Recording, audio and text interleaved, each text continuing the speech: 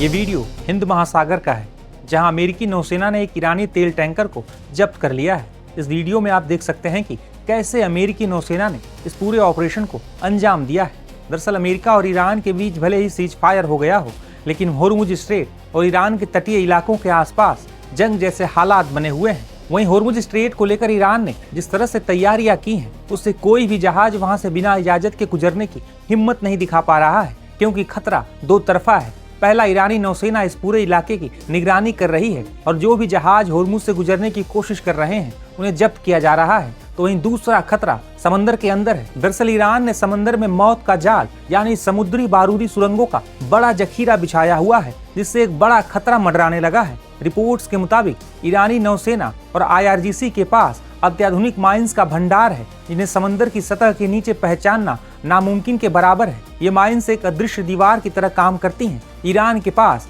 कई तरह की समुद्री बारूदी सुरंगें हैं।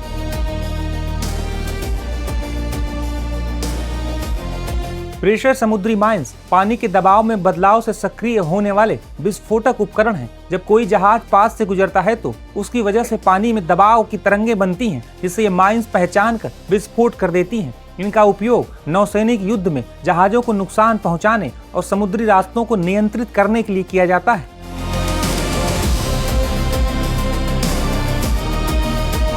मैग्नेटिक समुद्री माइंस ऐसे नौसैनिक विस्फोटक उपकरण होते हैं जो जहाज के चुंबकीय क्षेत्र में बदलाव को पहचान कर फटते हैं। हर बड़ा जहाज लोहे या स्टील से बना होता है, जिससे उसका एक प्राकृतिक चुंबकीय क्षेत्र बनता है। जब जहाज माइंस के पास से गुजरता है तो आसपास के चुंबकीय क्षेत्र में बदलाव आता है और माइंस के अंदर लगा सेंसर इस बदलाव को पहचान लेता है और जोरदार विस्फोट हो जाता है। दरअसल माइंस की सबसे बड़ी खासियत इनकी कम लागत और आकार में छोटा होना है, लेकिन विस्फोट के बाद ये किसी खतरनाक मिसाइल के जितना विनाशकारी हो सकता है। हालांकि इनका खतरा सिर्फ जंग तक सीमित नहीं रहता।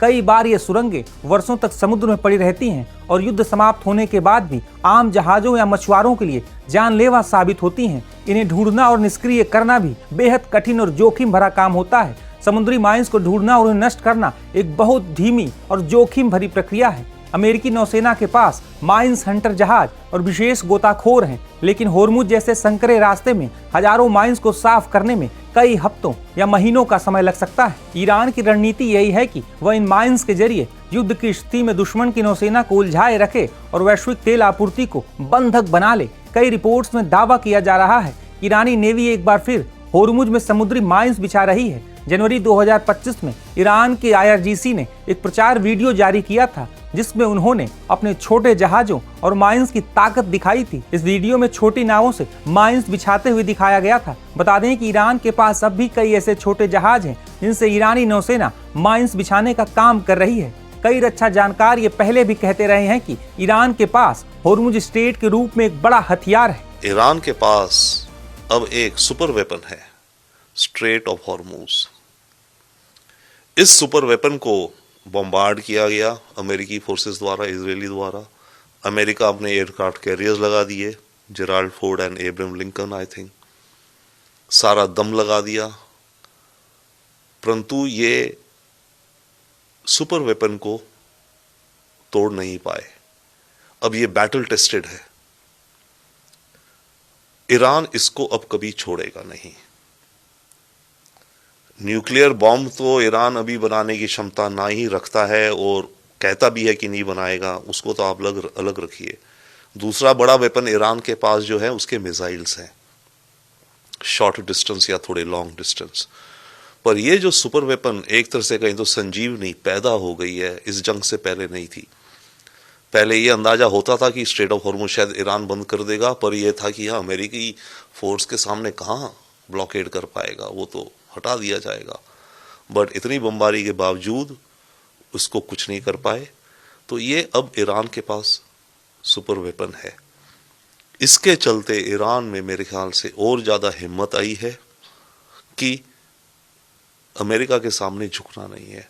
ईरानियन रेजीम को है कि मैं सरवाइव कर जाऊं, वही उसके लिए काफ़ी है फ़िलहाल के लिए, और वो सरवाइव कर रहा है। डेफिनेटली उसकी लेयर्स मारी गई हैं, लीडरशिप मारे गए हैं, बहुत भयानक रूप से डैमेज हुए हैं।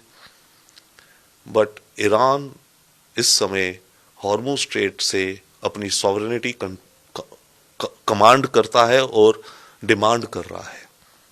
ये एक बहुत बड़ा नया डेवलपमेंट है मेरे विचार से। जो सारी इस समय अब जो चल रही है, ये वॉर की पूरी जो मैट्रिक्स है, इस हॉर्मूज पर जो ईरान का कब्जा है इफेक्टिव, उसको लेकर के है।